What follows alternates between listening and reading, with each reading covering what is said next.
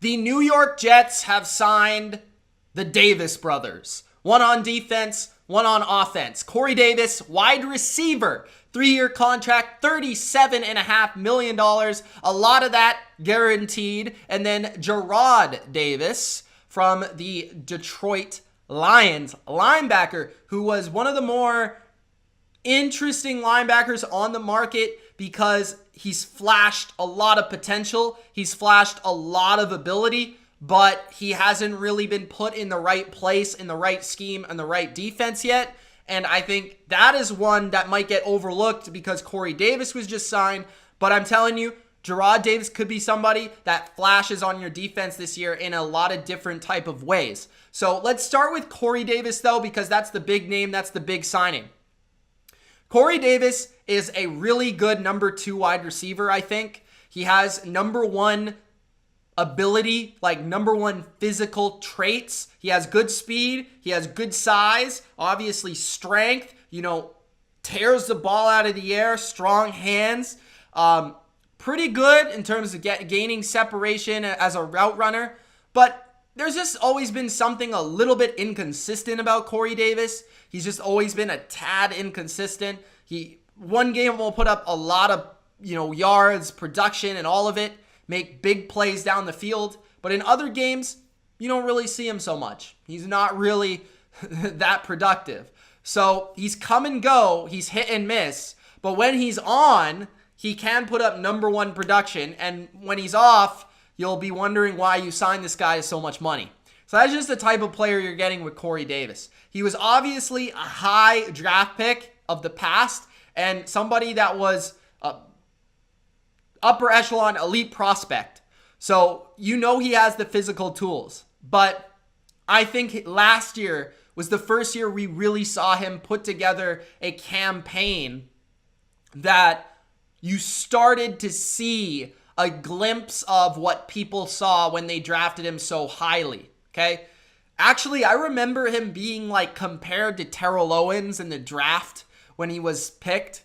Now, I don't think you're getting T.O. here, but I think you're getting a good number 2 wide receiver who can go over the middle and catch the football, who can beat a guy down the field for a big play, and will also stick his nose in, block, be physical, and do those type of nitty-gritty things as well, playing as a tight end receiver in the past.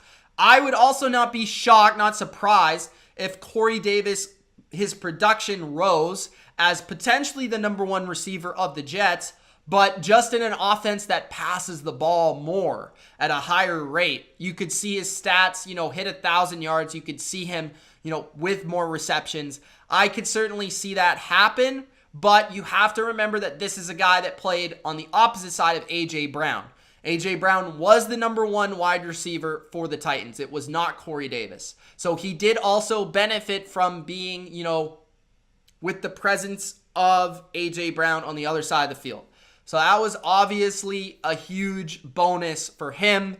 Now he won't have the benefit of that presence. Unless the Jets do draft somebody early in the draft, which I don't think they're going to do. I think they're probably going to go with a quarterback. So either way, though, you needed to support your future quarterback, whether it be Sam Darnold or whoever you're going to pick in the draft. You needed to support that quarterback with a good wide receiver. And that's what you're getting in Corey Davis. A good wide receiver, an inconsistent wide receiver, which makes him not great. If Corey Davis could find a way to be more consistent, he would be a great wide receiver. So that's my thoughts on Corey Davis. Now, transferring to Jarrad Davis of the Lions, I mentioned that I like his potential. I like his ability. He's somebody that's fast, really good pursuit to the football, sees it and can make a play. Good blitzer. Pretty good in the run game. He's been misused a lot with the Lions. Another guy that was pretty highly drafted for the Lions and never really worked out. They tried him in a lot of different spots. They tried to make him something he wasn't.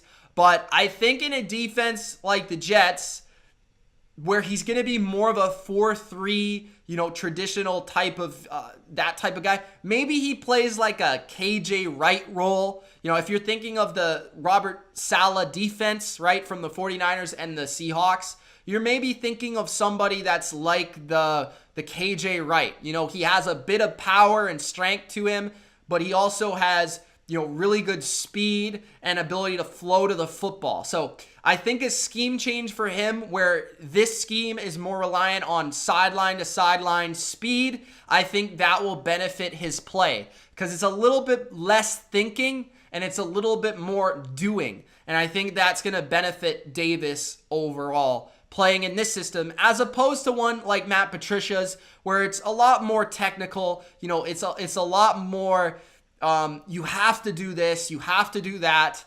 With the 49ers Seahawks defense, it's a lot more read and react. And I think Davis is a much better player when he's allowed to do that.